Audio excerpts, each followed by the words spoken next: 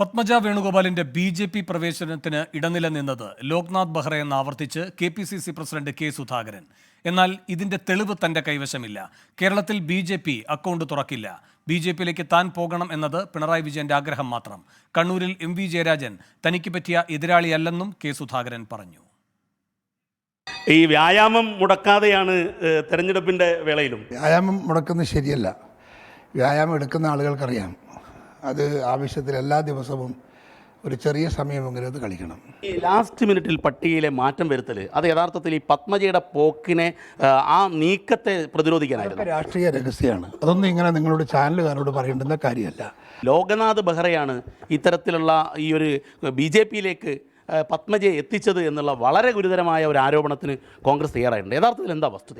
എനിക്കതിനെക്കുറിച്ച് കറക്റ്റായി അറിയില്ല. അങ്ങനെ ഒരു ആരോപണം ഉയർന്നിട്ടുണ്ട്, ഞാനത് കേട്ടിട്ടുണ്ട്. ഞാനത് സതീശനുമായിട്ട് സംസാരിച്ചിരുന്നു. സതീശനും ഇതേ അഭിപ്രായമാണ്. പക്ഷേ അതിൻ്റെ രേഖകളും കാര്യങ്ങളൊന്നും എൻ്റെ കയ്യിലില്ല. അതുകൊണ്ട് ഞാനതൊരു ആരോപണമായിട്ട് ഉന്നയിക്കാനും നിൽക്കാനില്ല. പക്ഷേ സംഭവത്തിൽ അദ്ദേഹത്തിന് പങ്കുണ്ട് എന്നത് ഒരു യാഥാർത്ഥ്യമാണ്. ബി.ജെ.പി. പ്രാവശ്യവും അക്കൗണ്ട് തുറക്കില്ല, ഒരിക്കലും തുറക്കില്ല. ഒരാളെ ജയിപ്പിക്കാൻ കേരളത്തിൽ ബി.ജെ.പിക്ക് സാധിക്കില്ല.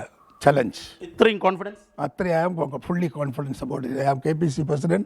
I know every political atmosphere as far as Kerala is concerned.